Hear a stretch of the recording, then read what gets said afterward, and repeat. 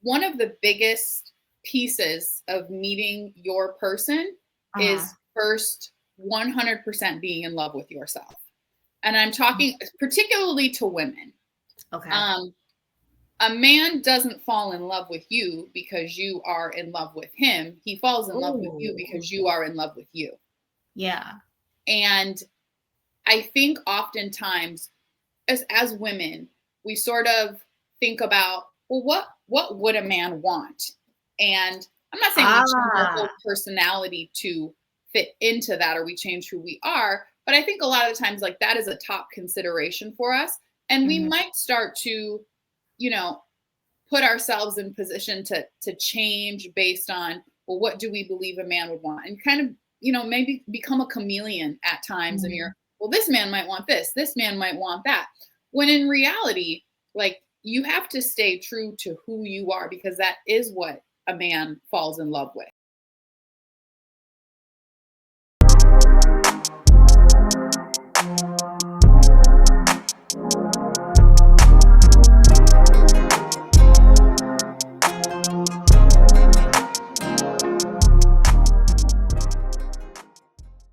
All right, Style Crew, we are back with another episode, and this episode is actually a part of our relationship series. And I'm extremely excited to have our guest here today. We have Tennesha, who is a very trusted matchmaking expert of the Broom List. And I can't wait for you all to hear her expertise on all things dating, love, marriage, situationships, everything in between, and to provide us with some practical advice, but also some optimism, which has seemed to be missing from some of the conversations around these particular topics right now. So I want to welcome you in by reading out your bio. Tennesha Wood is a matchmaker, dating coach, and U.S. Army veteran dedicated to helping marriage-minded Black professionals find lasting love. As the founder of the Broom List, the first matchmaking firm exclusively for high-caliber Black singles, she blends relationship science, cultural insight, and strategic coaching to create meaningful connections. Known for her genuine connection with clients and the trust she builds, Tennesha provides honest, personalized guidance, helping them attract and sustain fulfilling partnerships while holding them accountable to their relationship goals. And with that, Style Crew, we want to welcome Tennesha in. Welcome to Style and Conversation. How are you? I am doing great. Thank you so much for having me. I really appreciate it. So I just want to tell the listeners that I'm extremely excited to have you here. I actually first came across you and your platform through a Today Show visit. So everyone, she is completely legit. So yeah, I just want to give you the opportunity by starting out telling us what is the Broom List and what is the origin behind the name? Because names mean so many things. Absolutely. So the Broom List is a matchmaking service for educated Black professionals who want, long-term commitment and marriage. The reason for the name is after the tradition of jumping the broom. And so as some of you already know, back in the day, think back to slavery. African Americans were not allowed to marry. And so to signify their love and union, they would jump the broom. And that is how that tradition started, which still happens a lot today in weddings. A lot of African Americans still use that as a way to symbolize their love and their commitment to each other. I love that. I really love that idea. And I also want to give you the opportunity because journey to entrepreneurship is never easy, but it's always worth it. And one thing my previous guest said, her name actually is Tennesha of Your Other Mind. That episode we discussed, she's a spiritual strategist. And so we discussed implementing a spiritual strategy for your life. And one of the things she said towards the end of the episode is just how brave, bold, courageous you have to be to get up every day as an entrepreneur and pursue that vision that has been placed on your heart because some days you may not have receipts. Like, yes, you may have a wildly successful business, but it may not start out that way. I want to ask you and just give you the opportunity to share the part of your story that you're comfortable sharing with the listeners. Mhm. What motivated you to pursue this as a business? What was Yeah. your why? A lot of what I do just comes from my own personal needs and that I've seen around of friends of mine around me. So, when I was in my 20s and dating, I saw that all my friends were single, but they wanted to meet people. And same with me. So Mhm. that's really why I started the Broom List. But how I got here was a little bit of a journey. So I was in corporate sales for many years. I went to college, graduated, and then right away got a corporate job. I kind of did what you were supposed to do. Mm. Very early into that job, I knew that I had zero passion for it. And I'm talking like week one. I was like, oh my Oh. gosh, what am I doing? Because I would observe other people and I saw Uh-huh. that they maybe did have a passion or at least liked it or were like engaged in a certain way. And I just Okay. never felt that. I never felt like the things I was doing when I was working in corporate were Mhm. important or were necessarily impacting lives in the way that I would have wanted to. Um, so it would take many years though from that discovery week one to where I actually, you know, did the planning and came up with a strategy to actually leave. That would be, 10 years later almost. Um, Okay. but starting out, like I said, I started in corporate. I was traveling around. I was traveling a lot, so I moved quite a bit for my job. So I started in Minneapolis, then went to San Francisco, New York, Dallas, all over. But the main thing that I had discovered while traveling was I was meeting a lot of like-minded people, a lot of Black women, and again, like I said prior, we were all having that same issue where I'm like, you're all beautiful, you're all really successful, you're all overly educated. Why are you not meeting your person? You should be, right, by all accounts. And so when I first was in California, I think this is like 2009 timeframe. I started online dating at that time. You'd literally go get on a computer Mhm. and log in to like Match.com or Uh-huh. OkCupid, and I started meeting Like, guys. you got mail. Huh? Like, you got mail. Yes, exactly, exactly. So this was Mhm. not an app on a phone. Mhm. And I started meeting guys, and it was a fun process for me. And at that point, I wanted to meet somebody, but I was in my 20s, so I wasn't like trying to get married or anything. I Mhm. just, wanted to meet people that I could connect with. And I would meet guys, and I was like, he's cool, but like not necessarily like for me. And I started sort of keeping a little database. And so when I, had Mm. girlfriends, I would be like, hey, you might like this guy. I went out with him last week, not necessarily for me, but like, here's what I think you might like about him. And so that was really the beginnings of the Broom List before I even knew it.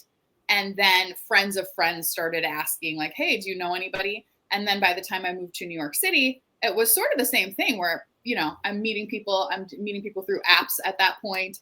And then friends of friends were asking, do you know anybody? And I was like, I really like this. Like, I really like the process of getting to know somebody, getting to know two people and saying, Mhm. hey, I think that you guys might like these same things. I think that you guys could connect in this way. And so I started at that point slowly getting into coaching and helping people with like dating profiles.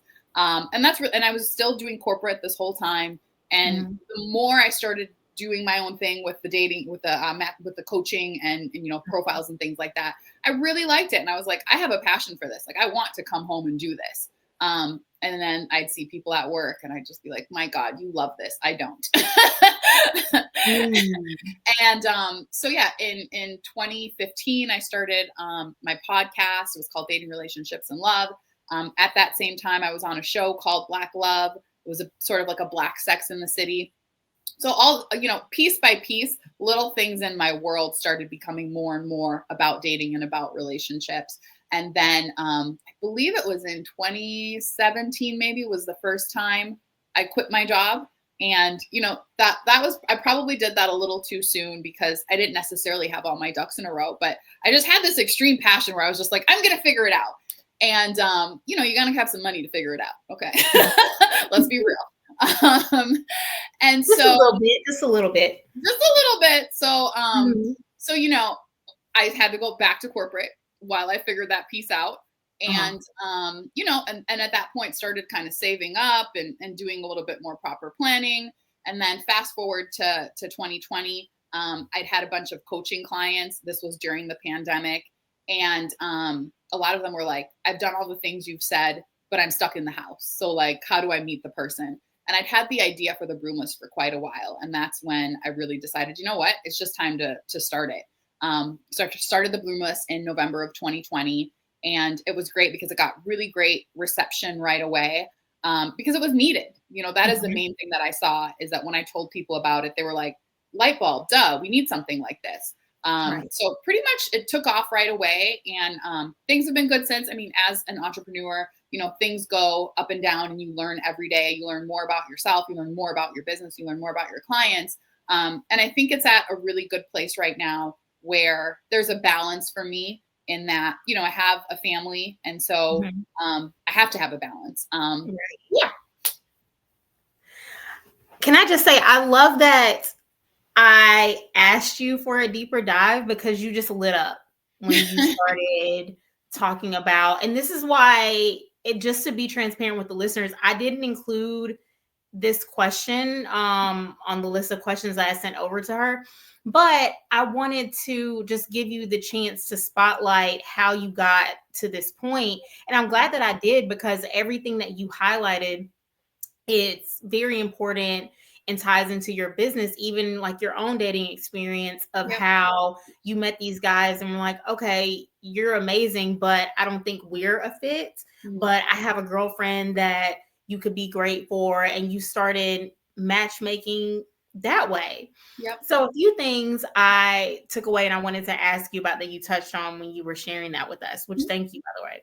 Yeah, absolutely. The first thing I wanted to ask you is, what would you say to an individual who has this vision within them, and they have the same feeling that you feel? They don't feel the passion behind their 9-to-5 corporate position, whatever it may be.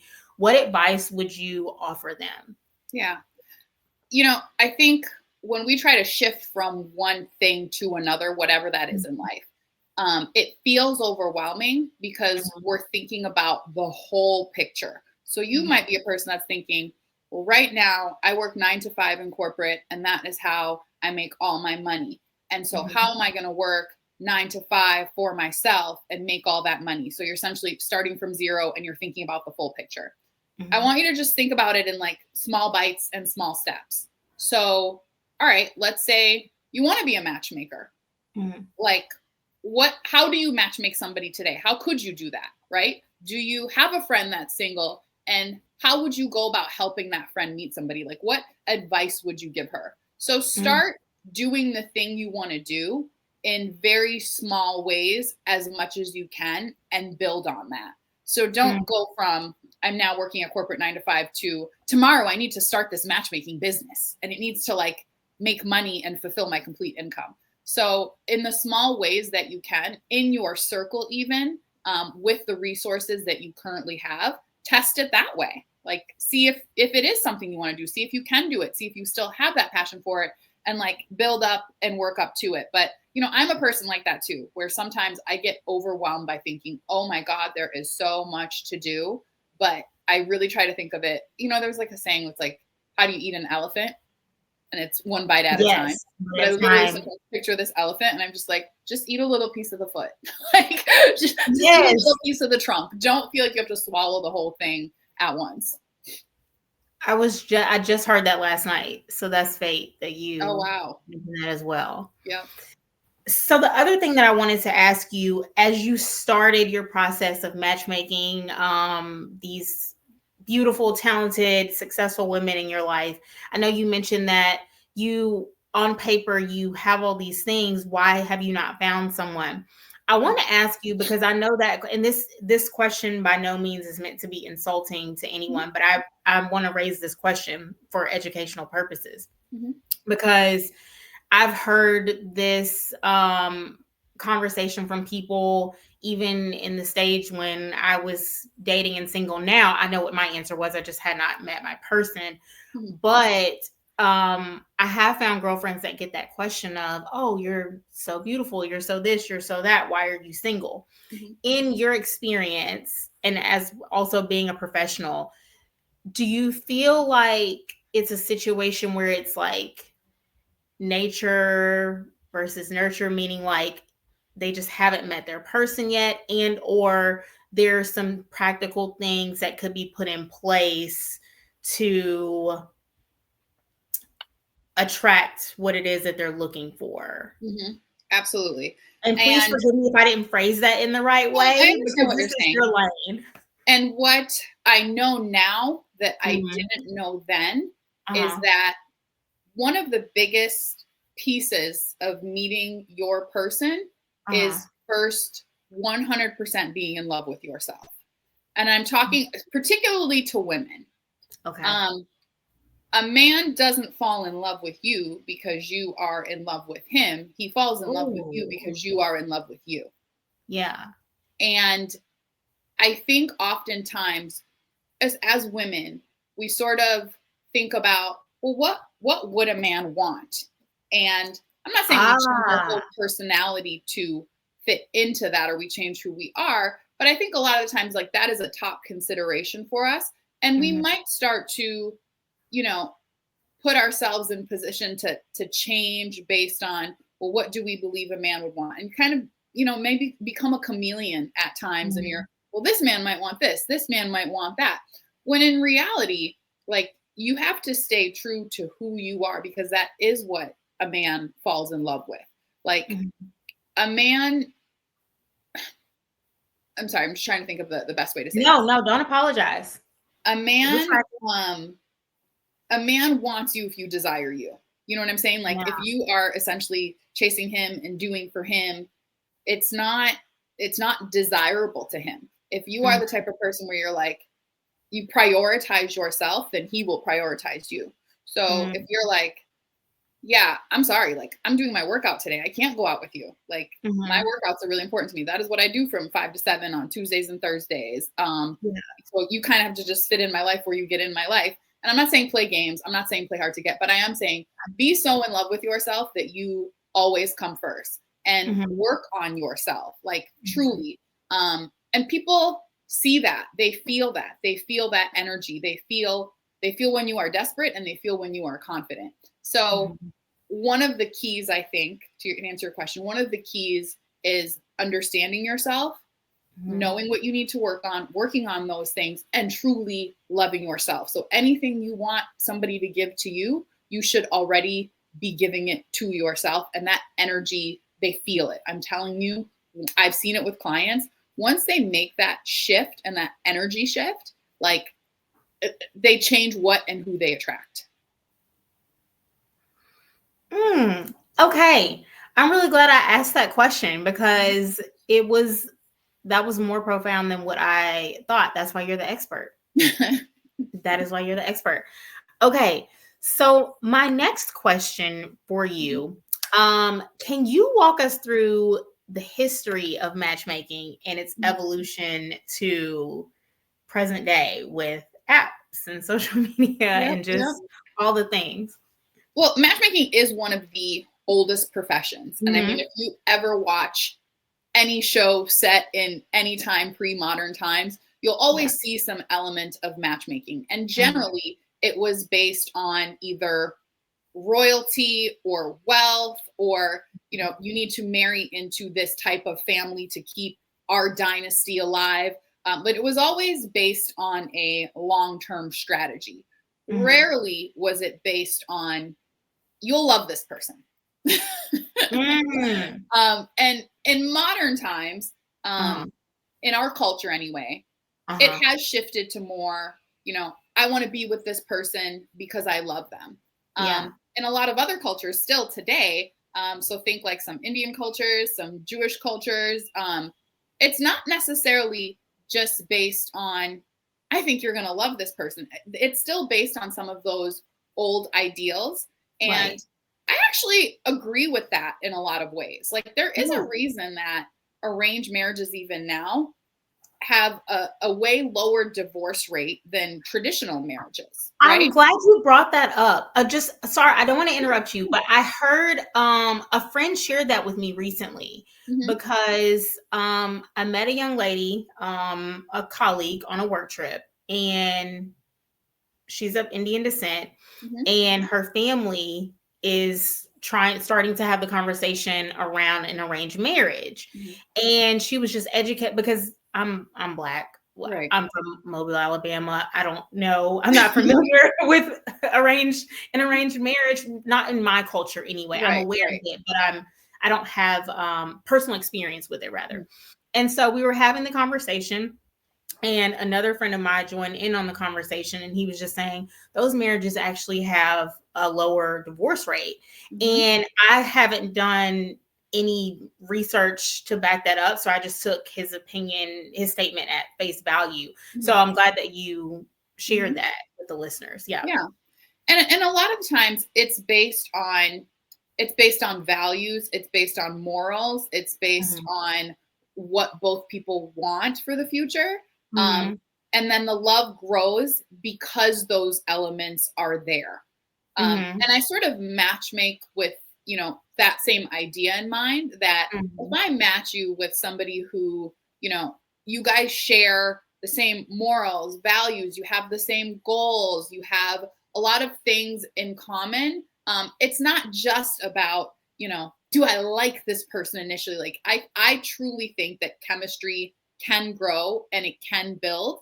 Hmm. I think the idea of butterflies right away and love right away, like that's beautiful and that's lovely when that happens. But Hmm. oftentimes that is more about what that person like does for our nervous system. Like they kind of, if they're Hmm. unpredictable a little bit, they might give us those butterflies. They might be like, we don't know what to expect next. And like we as human beings, like we like excitement, we like a surprise, we like a, Right. oh my god, what's gonna happen? This is like why we go see scary movies. Like we know we're gonna Right. be scared, but we're like, you're here for the thrill. And so Yeah. sometimes when you feel those things early on with the Mhm. person that you're dating, there's some thrill in it, and the thrill is the unpredictability of it. And this is why sometimes when, this is how people end up in situationships. You're like dating a person and you're not sure what it is. You're not sure what they're going to do next. And like, especially if you are not typically used to a stable situation, that's going to feel exciting for you. And you're Yeah. going to chase that high, if you will. Yeah.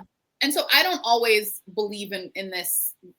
I didn't feel butterflies right away. I didn't feel the fire. I didn't feel the spark. You mean you didn't feel the drama? Like, Mhm. and so I prefer to match on just those core elements of compatibility. And Okay.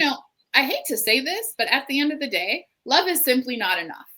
If you were with Mm. somebody and I said, "Why do you want to marry him?" and you said, "I love him." Okay, cool. What else? Mhm. What else? Like, Yeah. I believe he will provide a stable home for the family I want. He has good morals. He is like, but love, just love, not enough. Not enough. Mm. Hey, Style Crew. I'm excited to tell you about another one of our amazing sponsors for season 2 of Style and Conversation, Armoire Boutique. And if you follow me on Instagram, you know that they are one of my favorite boutiques, and I have shopped them for years. I always shout them out and tag them when I'm wearing their pieces. And I'll continue to do so because I absolutely love the quality of their pieces, and the pricing is always affordable. And one of the other things that I love is that they are size inclusive, offering sizes 0 to 22. So, this is a place that if you want to go shopping with your girlfriends, if you happen to be in the New Orleans area, no one has to feel left out. You can really have a fun, interactive experience. And that's the way it should be, because fashion and style is for everyone, honey. And so, just to tell you a little bit more about Armoire Boutique, they are a size inclusive women's apparel boutique located on Metairie Road in Old Metairie, which is in the New Orleans, Louisiana area. Their fun and friendly shop features clothing in sizes 0 to 22, shoes, accessories, and so much more.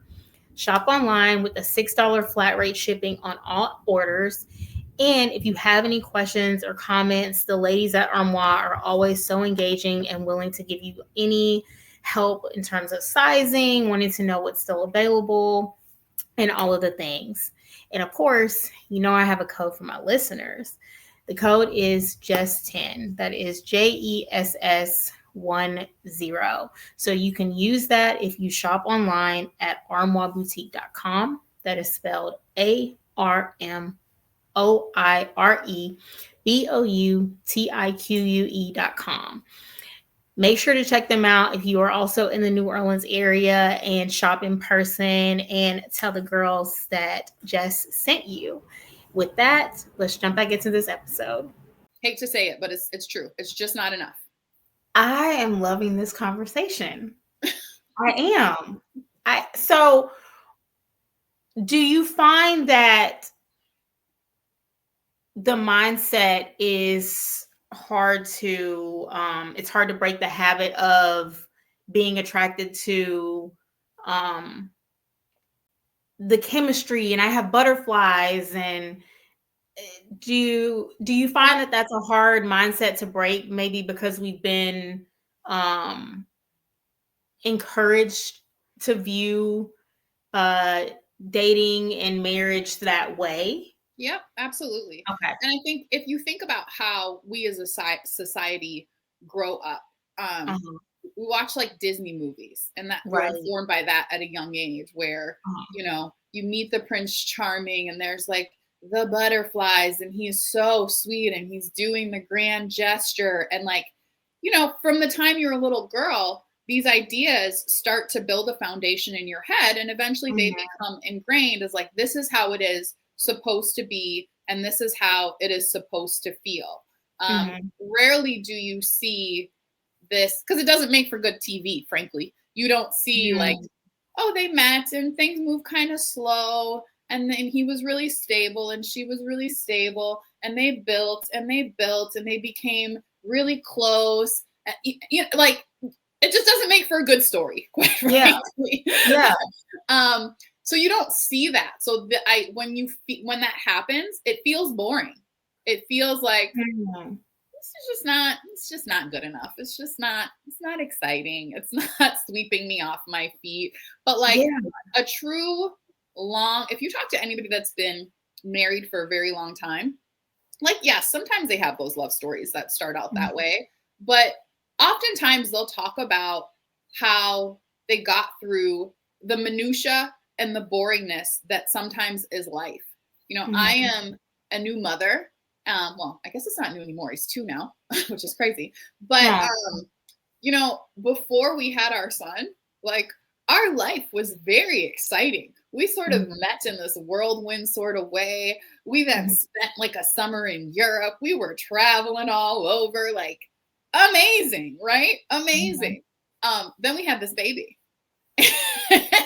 And life slows down a lot. Right. And at that point, you have to decide, like, do I really like this person, or do I like the excitement of what was happening? And most of life, especially if you have a family, is going to be sort of these day-to-day boring moments. And you better like the person that you're having those day-to-day boring moments with. And so that is why, going back to, I talk about values, morals, and compatibility.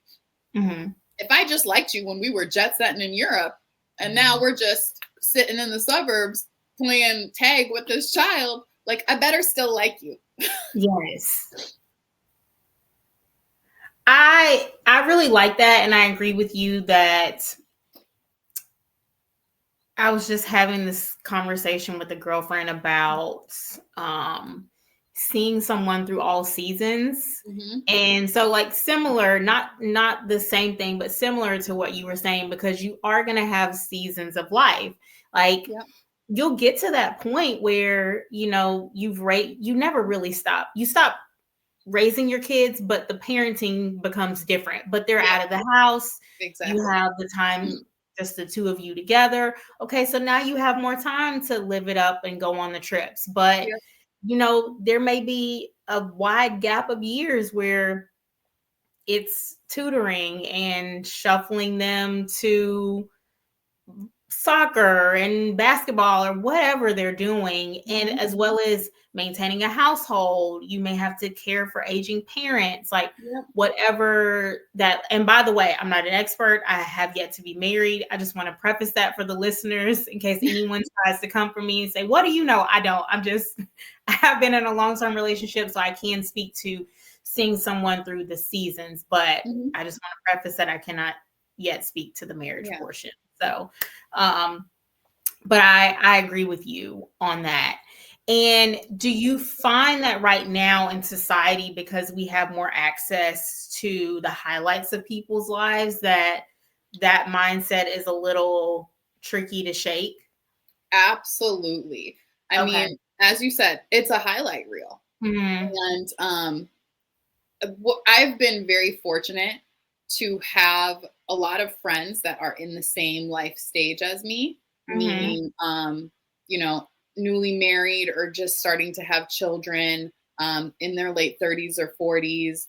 And I'm so glad that I have that network because Hmm. I speak very frankly and very honestly to my friends, and Hmm. they do that with me as well. And Hmm. in that, I've realized a lot of people are going through the same things. So Yeah. regardless of what is on Instagram or TikTok, um, people struggle with a lot of the same issues, particularly when they're starting a family. Um, Hmm. so yeah, I want people to think about that as they're going through um social media. And we're humans, so of course we're going to compare. Of course you're going to see Hmm. somebody that's like maybe at the same life place and you're like, well, they have this and I do this and they do that. Yeah. Trust me when I say everybody is going through their stuff, no matter Hmm. how big of a smile they have on their face, no matter how well they're doing it, they're still going through it. So there's no sense in comparing. Like every single person is on their own journey, but we're all human beings and we all feel the same things at the end of the day. Okay. I like that you shared that practical advice for people to not get so fixated on the comparison, because comparison really is the thief of joy, and it can be, Hmm. I've been guilty of it, and it can be easy to fall down that rabbit hole. So I'm glad that Hmm. you shared that piece of advice for anyone that may be in a relationship, but there's certain things they're navigating, or someone that may be single and comparing to someone else, or whatever the case may be. And when you think about it too, this is the thing about comparison. Mm-hmm. Like, are you wanting the thing that you see because you want the thing, or you just want the thing because you see other people with the thing? Ooh. You know what I'm saying? So, like, really think about that. Yeah. So, whatever it is that you see and you're admiring, really ask yourself, like, is that the thing that I want for real? Yeah. Or do I just believe I should have it because I see another woman of the same age and place in life having that thing? Like, Yeah. you know, this is like going back to what I said about me entering corporate when I got out of college. Mm-hmm. I wish that I had taken the time to sit down and say, well, Tanisha, like, if you could do anything, what would you do? Um, and in asking myself those questions, I probably would have gotten to where I am a lot sooner. I mean, the journey is the journey, and I'm glad to have had all of it.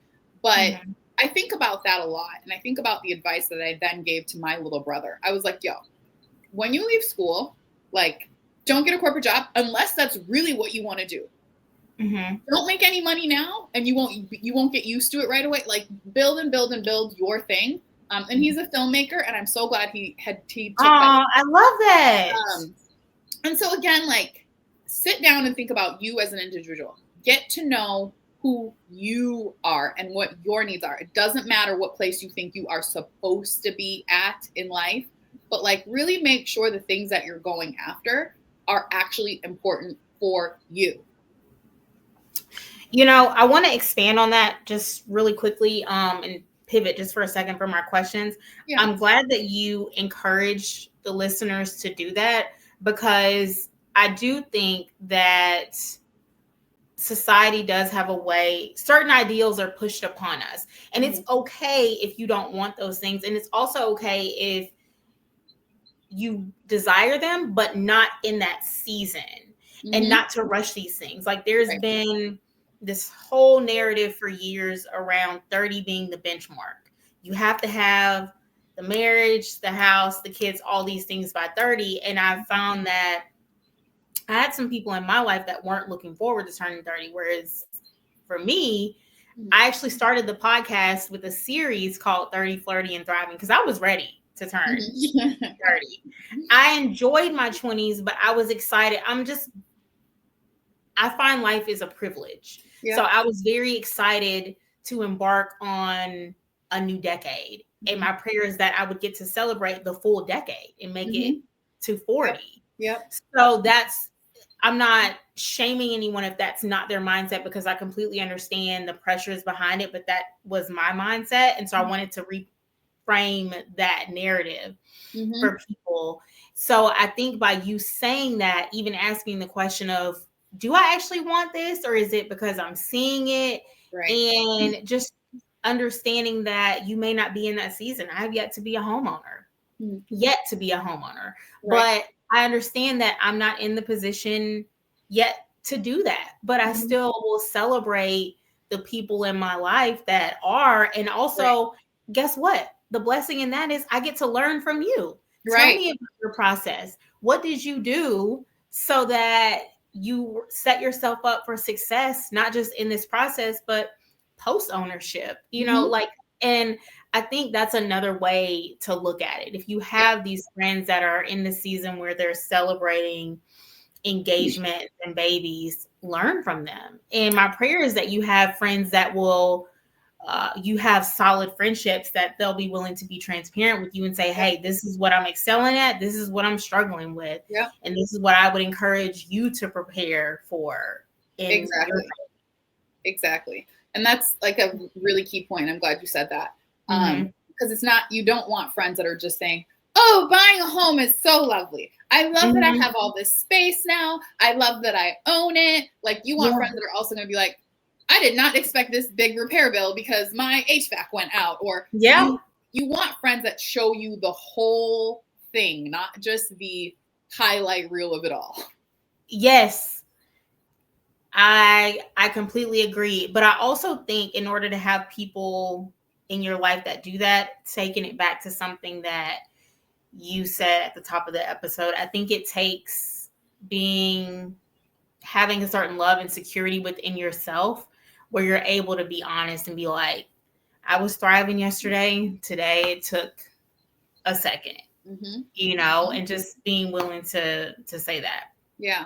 And one person has to be that person. I think somebody has to have the courage to be vulnerable, to make that the conversation. Because you could feasibly go to brunch with your girlfriends and everybody goes around and they give an update. And it's like, well, how are you?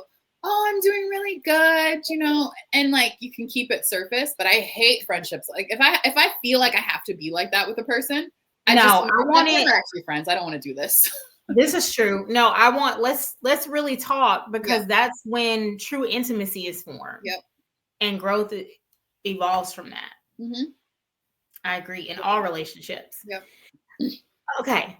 So I want to get back to the Broom List. So tell me why it's important for you to focus on matching Black singles. Yeah. I mean, I think bring it back to what we talked about the history of matchmaking. I think as Black people, I would like us to have that mindset a little bit more about the benefits of marriage, not just companionship and love, but married people, they make more money. Married people have higher home ownership rates. Married people live longer. So there are a lot of benefits to marriage outside of love. And we don't get those benefits if we're not getting to that place. And, the marriage rate amongst every racial group has fallen significantly in the last 20, 30, 40 years. But amongst Black people, it has fallen more than any other group. And so we're not realizing a lot of those benefits that come with marriage.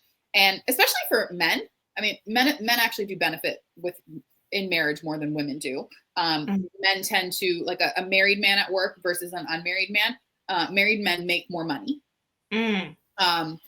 Again, married men versus a single man. Married men tend to live longer. So there are a lot of just benefits to marriage. And if you just think about it, even from a financial perspective, like the income that you'll get, the housing that you'll be able to get, and these are things that build generational wealth. Yeah. And so I want us to tap into marriage as an investment in the future and for generations. And so this is the big reason that I specifically focus on Black people. Talk heavy, sis. So I want to ask you, from a historical standpoint in your experience, why do you feel that marriage has not been prioritized in the Black community in the way that it should in comparison? I don't want to say in comparison to, but just in comparison to other communities. When you're looking at other communities, why do you think that is? I mean, it's not even why I think it is. It's historical fact that what has happened to Black people in America has created this. So, if we're thinking, go back to slavery, just homes are being broken up, families are being broken up. Take it back to the 80s when, they were tearing apart Black families and throwing Black men in jail for very simple offenses and unjustly most of the time. So we're, again, breaking up Black homes, and that has continued generationally. So this is why we see this more in the Black community than other communities. That has not happened to other communities, so we didn't necessarily in some cases even have a choice. And that has been hard to rebuild and hard to get back to that. So I want to touch on that some more because I completely agree. And I just positioned the question that way because I wanted to get your professional opinion. So there has been, over the past few years now, I will say, I don't know if it's just me perfecting my algorithm, but I'm seeing a lot less of these conversations. But the past few years, there has been a lot of rhetoric regarding marriage, dating, relationships, specifically within the Black community, within platforms such as this. It hasn't been positive conversations. And I do think, I will say, I'm someone that understands the value in diverse thought. I don't think we need to reside in an echo chamber. Right. However, I do think there's a difference between diverse thought and having dialogue for the sake of resolution. And then there's yelling at people just for the sake of clickbait and making a profit. And in my opinion, that is the latter is what we've seen a lot of, which is disappointing to me because it contributes to the statistics that you just discussed that historically have placed Black people at a disadvantage when it comes to getting to marriage and then sustaining marriages, which you just listed out all of the benefits of marriage for us. Right. So my question to you, and I didn't even realize this, but a girlfriend mentioned this to me. She said, Jess, I think a lot of people are weeping out loud and they don't realize that they're weeping. So the point that I'm trying to get to land the plane is that, do you think that our history has gotten us to a point of frustration where it has become a battle of the sexes within the Black community? That's the first part to my question. And the second part is, how do you think we heal that process? I do think that social media has really heightened this idea that there's no good Black men out there. All Black women are like this, and like, right. And I don't think it's real. I think it is a lot of, like you said, clickbait fodder. And I'm not saying that there aren't bad experiences. Of course there are. There are bad experiences in every culture. There, are people not doing what they're supposed to. But I don't actually think that is the majority. It is the majority that I see on social media, but it is not the majority of my own lived experience, that of the people that I know, and that of my clients. And so the people that I am dealing with on a day-to-day basis, this isn't what I'm hearing. I'm not hearing, and the whole thing ended because he cheated on me and he's so horrible and da da da da. Yes, that happens. But like, it's not as bad as we see or we think it is. And I think because of what people are seeing, it has almost made them gun shy to get out and have their own experiences, because they're sitting at home thinking, well, I don't even want to get into any of that. It's so horrible out there. These women are doing this and these men are doing that. And they spread the stories without actually having lived any of it themselves. And that's the danger in it, is that people start to believe it. You know, I mean, not to bring up the current state of the union, but I think there's a lot of that going on, you know, in that same way, where it's like, we're clicking and this and that, and it's stressful. And I'm like, just live it yourself and ignore all that is happening and just like live your life. Style Crew, remember when I told you that we had some new sponsors for this season? Well, I cannot wait to tell you more about one of our newest sponsors, Brit's Body Butter. I am actually holding some of her fragrance oils, which are my favorite products from her. And my favorite fragrance that I wear on repeat, and I constantly get compliments when I wear it, is the Amber Vanilla. So I am a vanilla girly. I wear this fragrance throughout the year, but I wear it in different combinations to be appropriate for the season. And I love layering my fragrances. I first came about her products at an event here in Atlanta. She was one of the pop-up vendors, and I instantly fell in love. I purchased the Amber Vanilla, the Summer's Love, and the Strawberry Passion. And as you can see, I have been using them all pretty frequently, but mostly the Amber Vanilla.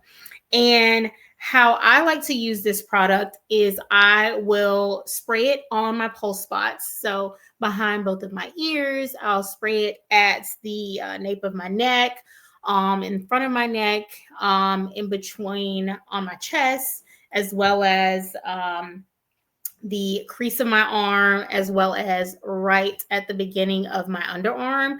Because as the night goes on, you might start to sweat. You want to make sure you're smelling great. And this product really helps aid with that. And then I'll follow it up by topping it with my fragrance choice of the evening, whichever perfume I choose to wear. I find that this fragrance, particularly the Amber Vanilla, pairs really well with a variety of perfumes. And so after I apply the perfume on top of the oil, which would be on my pulse spots, then I'll follow up with a body mist, spray it throughout my hair, all over my body, on my clothing. And then I'm good to step out the door and get all of the compliments of, oh, you smell so great. And one of the other things that I love about this product, you know that I love supporting small-owned businesses. And this is another Black woman-owned business, and they are completely integral in their process. You can get in touch with someone easily, and I just can't recommend them enough. I can't tell you how much I love the products, and I always get compliments. Just to tell you a little bit more about Brit's Body Butter, at Brit's Body Butter and Oils, we believe that beauty goes beyond the surface. True beauty comes from within and is reflected in how we treat ourselves, others, and the planet.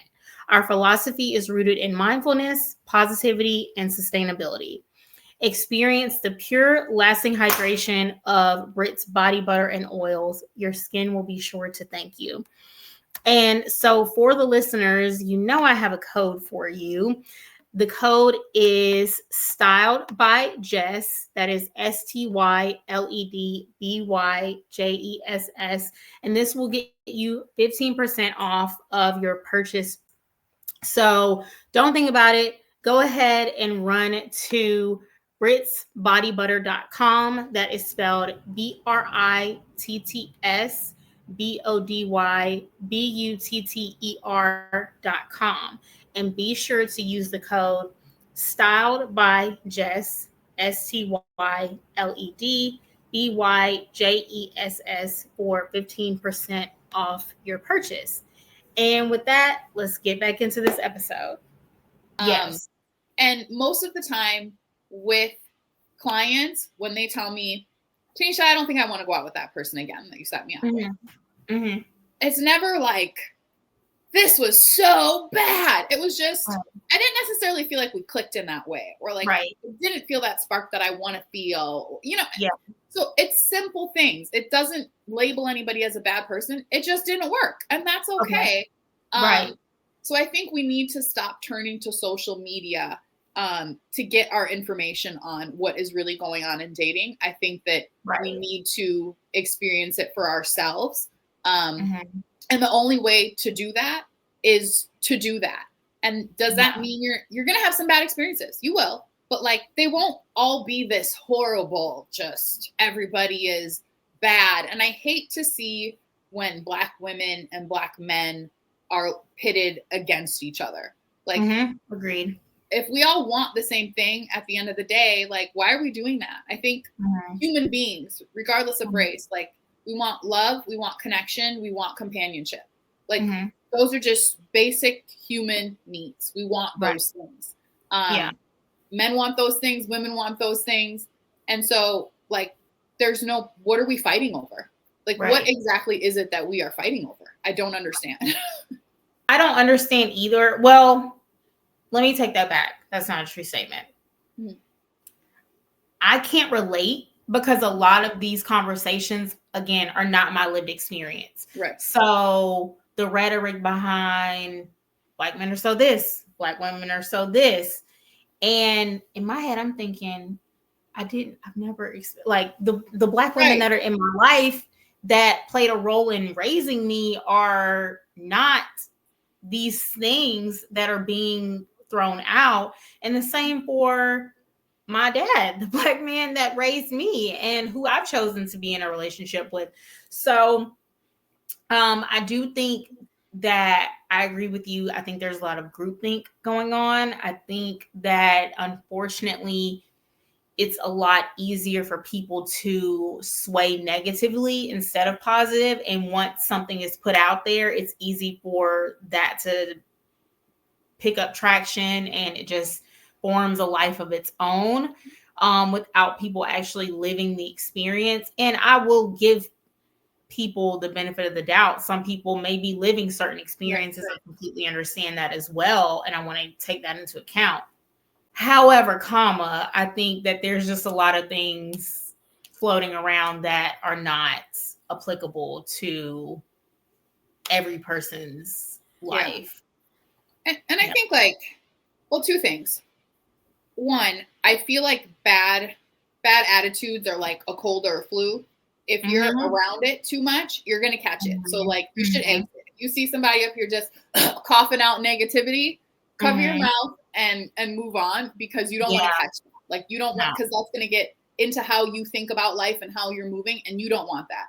No. Two, if you are a person that this is your lived experience of just negative experiences with men or negative experiences with women or in the dating market, I encourage you to like take a look at like why Yes. that is for you. Not like Mm-hmm. because you can't change people. Like you Right. can't go out here and change all men or change all women. So if you're a person that's like, I keep running into these men, if you're a woman that's like, I keep running into these men that are habitually cheating on me or habitually lying to me or not treating me the way that I deserve to be treated, don't go to social media and start complaining about that. Right. Sit with yourself and think, why was I attracted to that man? Mm-hmm. Like, why did I stay with that man? Maybe Yeah. if he did something that like I didn't want or I didn't like or was completely disrespectful to me. What Yeah. in me made me stay in that situation? And Yeah. then after you've sort of examined your past and your reasoning, then think about how and what you will do differently so that you do not continue to be in the space of those types of people or attract those types of people. So, Mm. and a lot of the time, going back to what I said, the first thing I said, like fall so in love with yourself that you won't attract those people. You wouldn't stand for something like that. If somebody even remotely disrespects you, you're like, I love me, so I don't know who is treating me like this, but you will not be treating me like this. And Mm-hmm. so we do have the power to prevent certain people from entering our lives. So let's not act like we don't. We do have the power to cultivate the types of relationships we want to cultivate with the types of people. Does that mean it'll be immediate? I snap my fingers, there's my dream man? No. but you really have to get back to a space of you. You have to get back to understanding who you are, what your motivations are, what you need to work on, and you need to fall in love with yourself before any right person will fall in love with you. She said what she said, y'all. She said what she said. So the other question I wanted to touch on is, in your screening process, you match singles based on 50 areas of compatibility. What are the top 5 areas that you of compatibility that you focus on and you would encourage our listeners that are single and dating to focus on? Yeah. So the ones that we generally go over, so we literally go over everything from like your communication style. So I ask a simple question like, when you're talking to somebody that you're newly dating, do you prefer to talk on the phone? Do you prefer to text? Are you the type of person where if we have a date on Friday, we'll see each other on Friday and that's that? Or if we have a date on Friday, do you want to like call me on Monday, text me on Tuesday, send me an article on Wednesday? Like these are little things, but they're so important because communication and lack thereof is generally what, miscommunication is generally what drives, this whole like, and I don't know why I didn't hear from him. And I was supposed to, like, you just need to understand what a person's communication style is and be very clear about what yours is. So if you are the type of person that, I'm going to want to hear from you, like you should indicate that. Like you should indicate that in some way. And if a person doesn't meet that, you should say, hey, I would have liked to have heard from you like before our date on Friday, and say these things versus sitting in your own head and wondering. The communication style is a big one. We talk about religious background, family background. So, for some people, that is very important that they marry somebody or be with somebody of a similar, religious aspect, financial aspect, political aspect. So, these major buckets are all ones we talk about. We talk about sex. We talk about finances. I dive into like therapy. Are you in therapy? What have you gotten out of therapy? Is it important for you that a partner, is aware of their own emotional and mental state, and how important is that? And now I think the business and what I ask and how I ask it has really evolved with my own life. And just being fully honest here, I don't think I asked enough before about family in terms of what and how they want to raise a family. And again, that is a very important thing. But now in having one, I'm like, yeah, we need to talk a lot more about how you will be raising children. A recent question that I started asking is, let's say that you have a baby.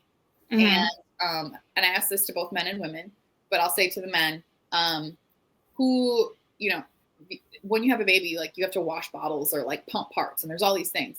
Do you think you should do that? Or do you think that like the mom should do that? Like who should do that? And these seem so trivial. But they're not. Right? It's a big deal. Oh, I will tell you, I am still resentful over washing some bottles. I still am not over it. So these are the real life things that we were talking about earlier. So I asked the big bucket things, but lately I've started asking just more parental type of questions to the people that want to have children and want to have a family in that way. So I really try to go over every aspect. I talk about past relationships. I ask about every single significant relationship a person has ever had. Literally like, tell me about your high school sweetheart and like what happened, how it went, why it ended, what you learned from that.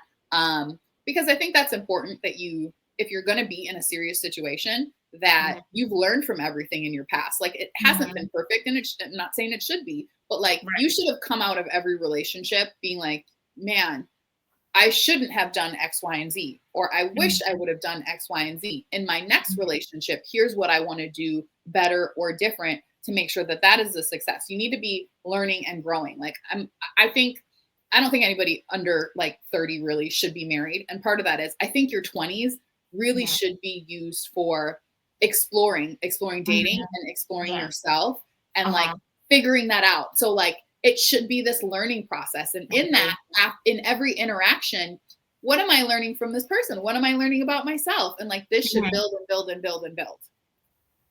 I agree with that wholeheartedly. Everything that you said, the levels of compatibility, like the values, the things that you ask. And I listen, it's not small asking about, okay, who's going to wash the bottles and the pump pieces, and what are we going to do if I have a meeting and you have a meeting and the baby needs to be picked up from daycare, and like these types of things. I don't think these are small questions. I think these play a huge role. Yep. And sorry, there's one other big one. Yeah, go ahead. I want to touch on. I'm sorry to interrupt. No. I ask, so I'm from a two-parent household, and for me personally, I always thought I would want to be with somebody from a two-parent household. I think they'll structurally, they just understand. And yes, that is still my desire, and that is how it turned out. But I think I started going another layer deeper on that. So it's not just about we're both your parents around, but like, what relationship did you see them have?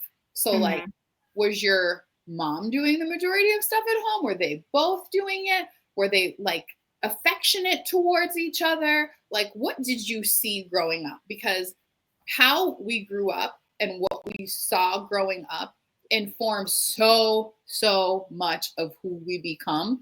And once we become that person, it's so hard to change it unless you are very, very intentional about it. Like you practice it every single day.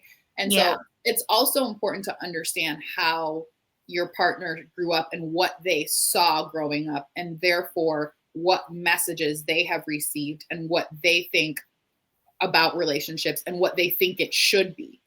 Because that is, again, the miscommunication around relationships and long-term relationships and marriage. It's neither of you is right or wrong, but there is definitely a belief of how one person thinks it should be, and how they think it should be is generally based on what they observed growing up. So if a person saw their parents hugging and kissing all the time, in their minds, they're like, well, that is what you do. You show that sort of affection. That is just what marriage is, right? If a person did not see that on the opposite spectrum, they might be like, oh, well, that's not like something we need to do. Like, we don't need to do that all the time. That's not like something we display, Right. And again, neither person's right or wrong, but these are the sorts of questions that I want people to ask, like early on in dating, like those next level questions of, what did you see? Okay. I like it. And I also like that you were willing to share that now that you've had your own life experiences, you are asking different questions because you have a different point of reference. Yep, so exactly. Yeah, I think that's important too. Very important. Okay. So the next question I wanted to ask you. So what are some common mistakes that you see when it comes to dating, when before your clients come to you when they've been doing it just completely on their own? I think there's an expectation versus reality for where people are at, right? Okay. So when we are in a relationship versus when we are having our first or second date, like the expectation should be different because the person doesn't know you. They don't know your needs and wants and all of those things yet. And so it is your job to teach them. So sometimes people come to me and they're like, I have been going out with these men or these women and they do X, Y, and Z. And I'm like, well, how long were you seeing them? Or like, what was the situation? Well, it was a couple weeks. And so we have to sort of, I'm not saying lower your expectations, but just understand that a person doesn't know you in the beginning, and it is your job to teach them about you and teach them how you want to be treated and your needs. I mean, obviously, basic respect, basic communication should be there and just given. But I'm saying for a person to specifically know what you want, you have to share that. So a lot of times, I think that's a big mistake that I see coming in is just what they expect versus where they're actually at in the relationship. Another big thing I see is just people have a list, and I don't discourage a list. Like, I think you should be very clear on the type of person that you're looking for. But I think the best position that you can be in is being very clear on your needs, wants, morals, values, goals, all of the things, but also having like an openness. So, you know, one of the big ones that I come up against, which annoys me, is this idea of I would never date a person and insert anything, you know? Yeah. And I'm like, why count that out so heavily? You know what I'm Right. saying? So, and it can be ones that are simple as like, I mean, I live in New York City. I would never date a person that doesn't live in New York City. And I'm like, so you mean to tell me I can introduce you to your perfect person? Like everything they just meet. They're funny, they're smart, they want the same things, like all and you're letting just not like long, we're not talking about like a long distance dating situation, but but just the like, closed offness, you know. I just hate when anybody starts that, well, I would never. And I'm just like, don't say that. Like, don't close yourself off. If anything, just find more ways to open yourself up. You know what I'm saying? So I think just having an openness when it comes to dating, again, I'm not saying lower your standards, but there are areas where you can compromise, and that doesn't change who a person is. So like compromise in those areas if you can. Yeah.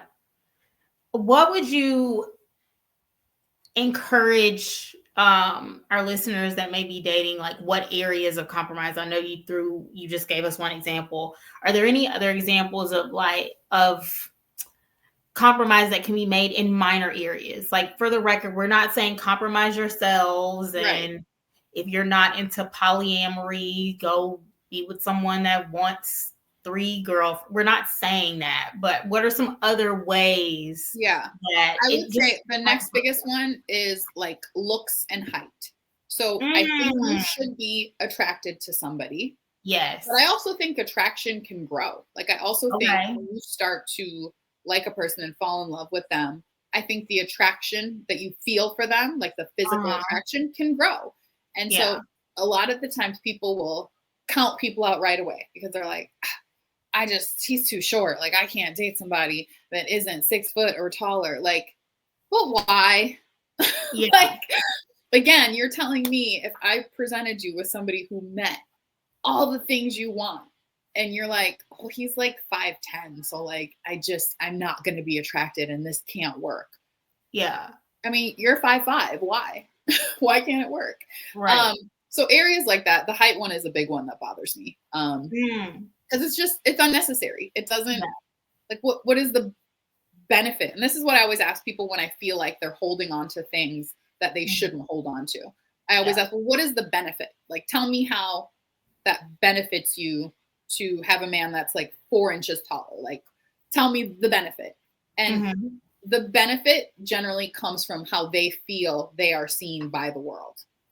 Like, they feel like, well, I am seen with, and they don't say it in this way, but this is what I've garnered, but they generally feel like, well, I am seen with a tall, strong man, which means I am loved and I am protected and I am all the things. So it's just how it looks. And again, this goes back to what we were saying earlier about, do you want the thing because you want the thing, or do you want the thing because you think you should have the thing because other people have the thing, or how it looks to other people? Okay. And so these are the things I try to pull back. Like, what is the benefit of the thing to you? And if at the end of the day it really has no benefit that you can point to, you don't really have to hold on to that characteristic or thing. Yeah. So yes, height is one. Location is one. One that I've heard that I think is ridiculous is how people dress.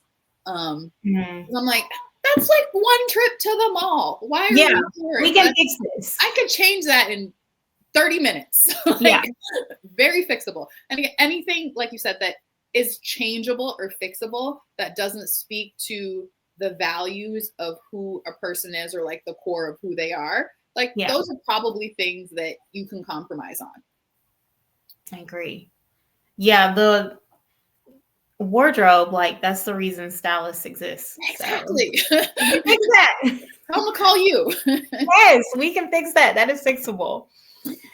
If that man is treating you right, Savannah, we can fix the wardrobe. Exactly. Okay.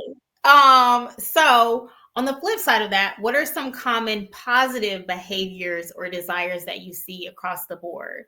I know you mentioned that, common thing we all desire, love and things of that nature, but what are some just common endearing things that you notice with your clients? I love when people are ready, and I can tell that they're ready, meaning that they're not focused on the trivial little things, but they're truly thinking about the future and truly thinking about the big picture and those things that are important in a partner.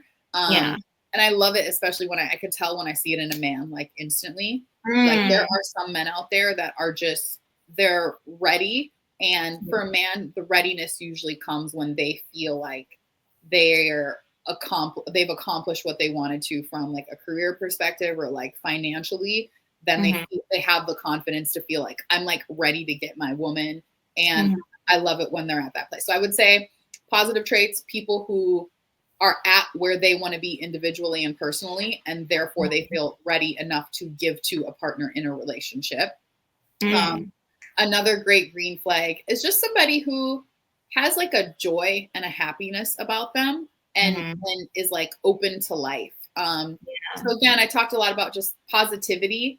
When people have that, like you want to be around those people, because when times get bad, they're like, all right, let me see the bright side. Let's look at how this can be better.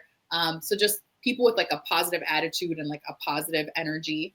Another one that I see is like, and this goes back to doing all you can for yourself and falling in love with you, but people who have like a routine about their lives. So people who are like, I work out at this time, I work at this time, like they've just kind of got, like, life's not perfect, but they've got their ducks in a row. And so they're truly like the full version of themselves.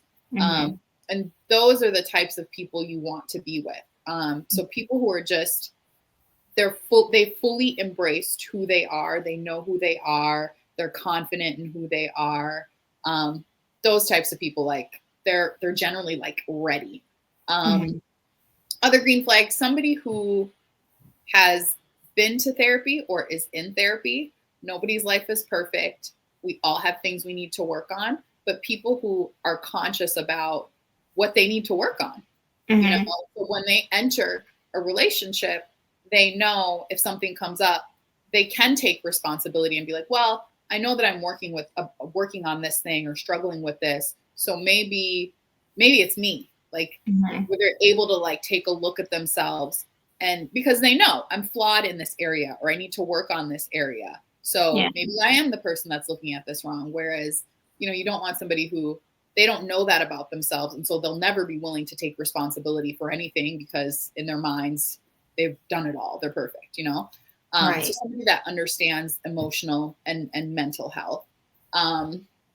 What's another one? Just somebody who like is like fun and like likes to have a good time and isn't so focused on what that has to be and what that has to be like. I really like planning fun dates for my clients. So I've done everything from like pottery to indoor rock climbing to axe throwing to boating to whatever it may be. But I like people who are just open to whatever that is, who are just like, yeah, I mean, it's me and I'm here and I'm a good time. So I'm going to have a good time regardless of what I'm doing. So just this, and all these things I talked about are just good life traits. And so when people have those, they're going to generally want to be good partners.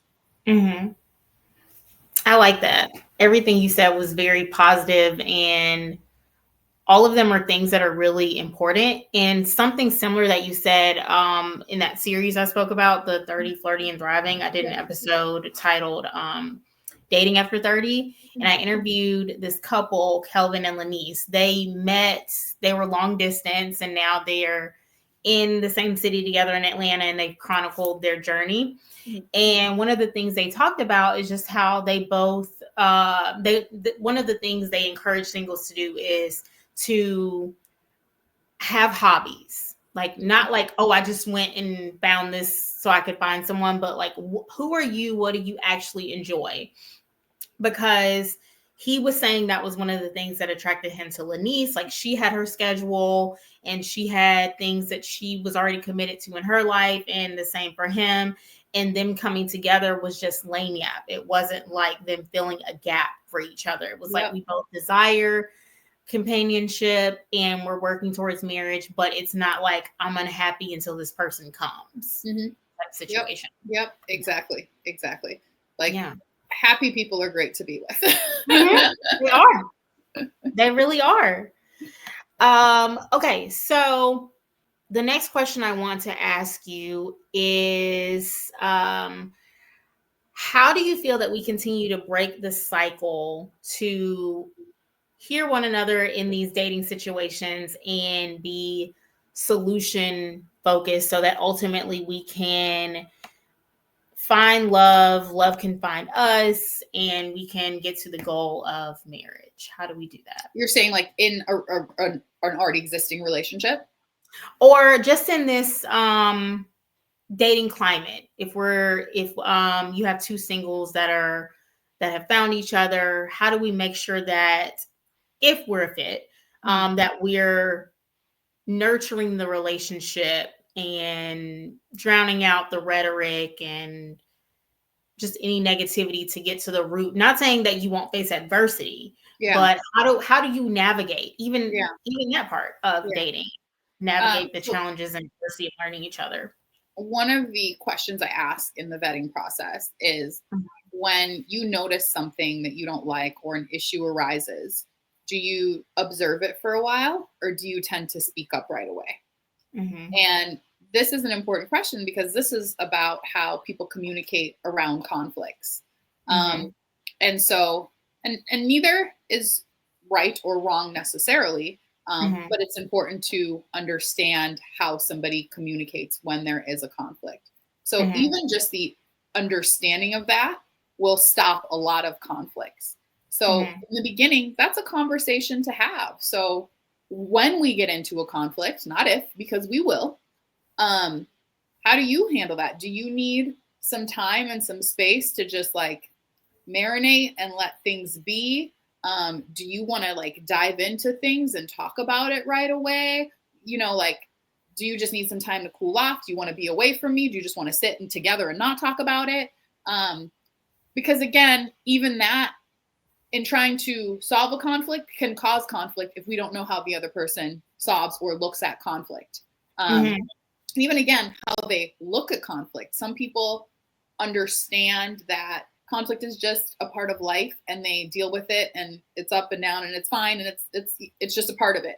Where other people, depending again on what they saw and how they grew up and what foundation is there, they might view that as like, oh my God, it's the end of the world. We're fighting.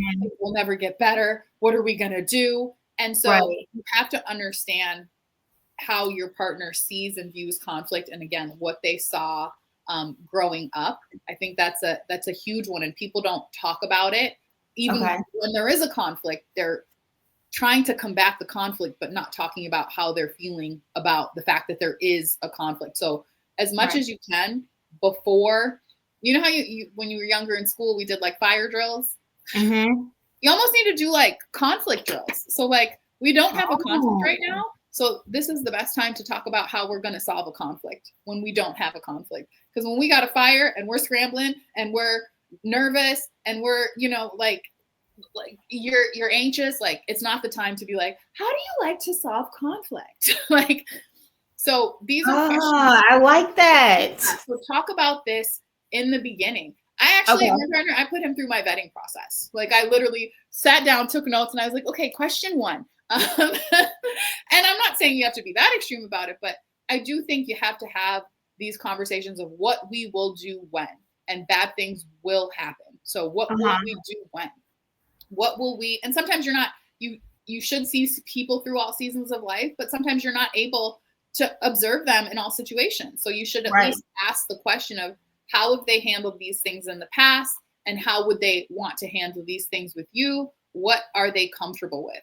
So really the key is just communication around everything that you can think of. And I know that there's like cards and for these and like different couples sort of games and things like this, but you can also just sit down and like ask these questions about different areas. Because again, you want to come up with, I think, systems in life make everything easier. So whether that's your corporate job, whether you're an entrepreneur, whether you're a mom, like if you have a system, it makes it that much easier so that there's not like, well, what do we do now? And so Right. creating a system for communication and for conflict. Again, going back to, it's as simple as, do you like for me to text you, or do you just prefer to, like, we talk when we get home, or like at work, are you so busy that you can't text me back? Or like, if I text you, it's super urgent, so I want you to get back to me, or like I feel like you're not thinking about me when you don't text me. Like, have these conversations as much as you can before the issues arise. I think that's good. I love the conflict drills. Yes. I love that. I think that's Quick, we're fighting. What do we do? Right. No, I think that's something I want to implement into my own relationship. I like that. Yeah. And she coined that term. You all are going to give my girl her credit. Conflict drills. Conflict drills. Tennesha of the Broom List. Nobody be haters out there and try to point them out.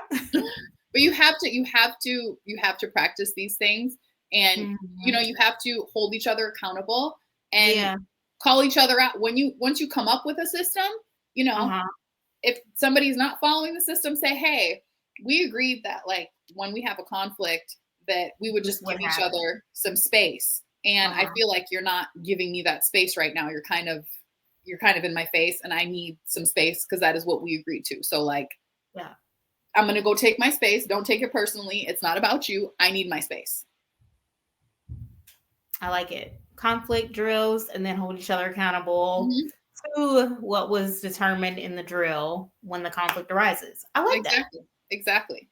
And I think for couples too, I think you have to have sort of your sacred times and your sacred moments. Like, life gets busy.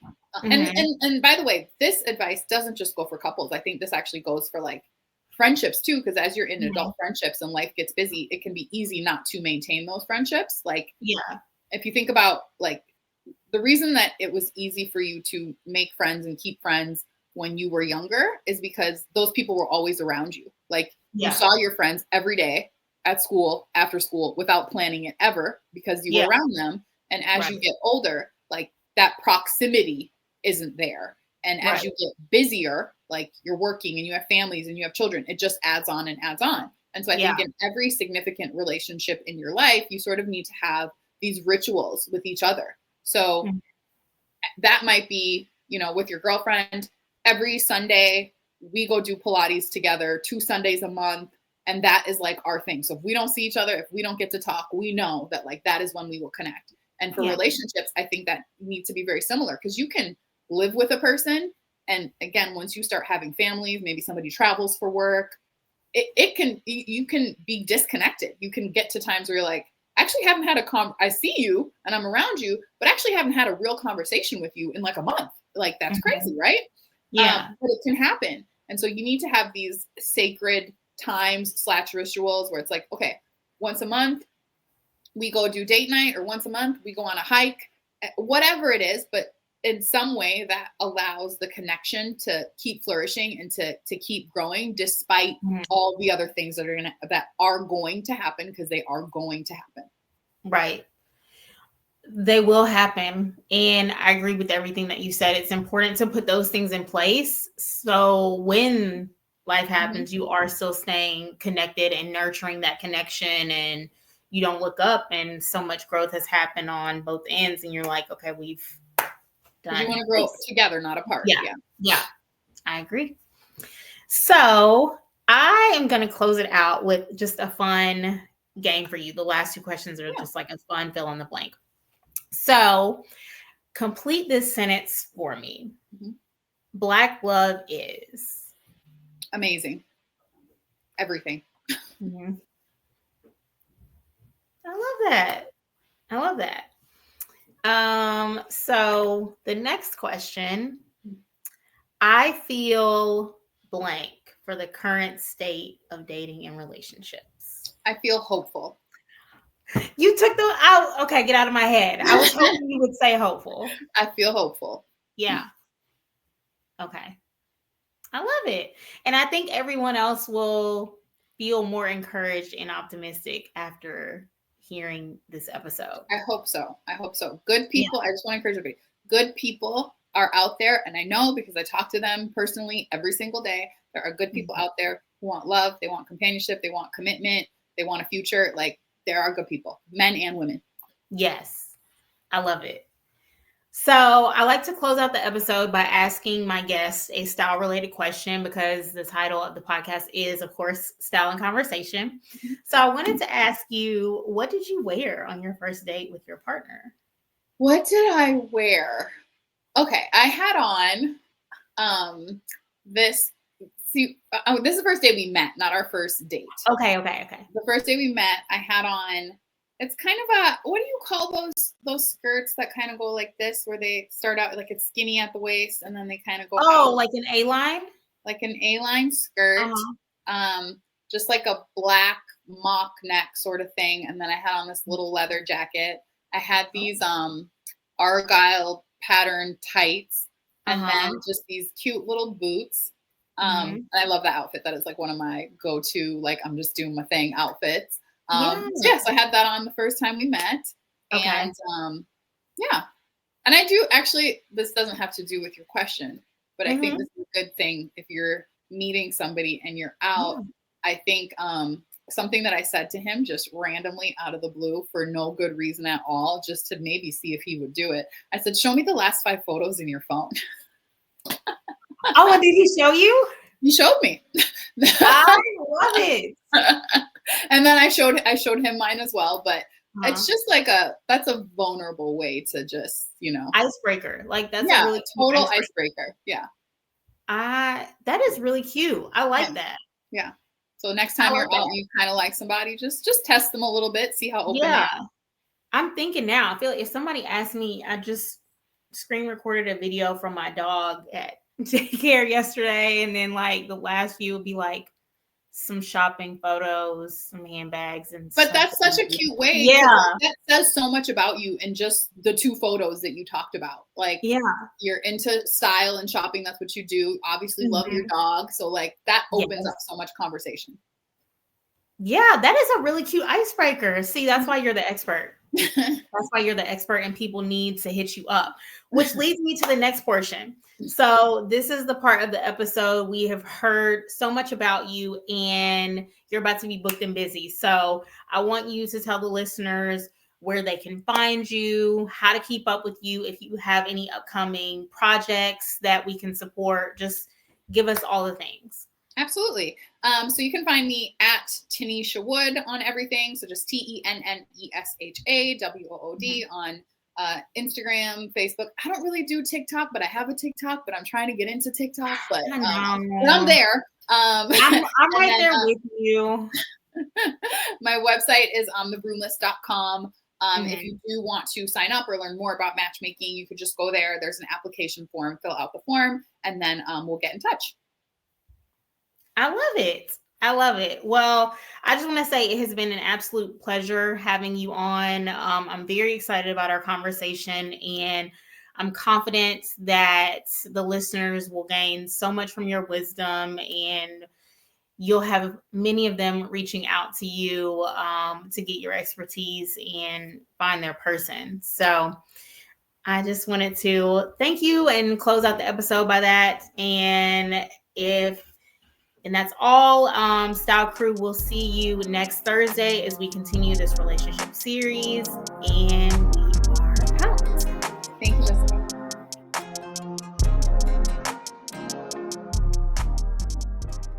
Hey, Style Crew. Make sure you're keeping up with our podcast through Spotify, Apple Podcasts, Amazon Music, as well as the Podcast Index. And if you'd like to view the podcast visually, check out my YouTube channel, Styled by Jessica Lauren.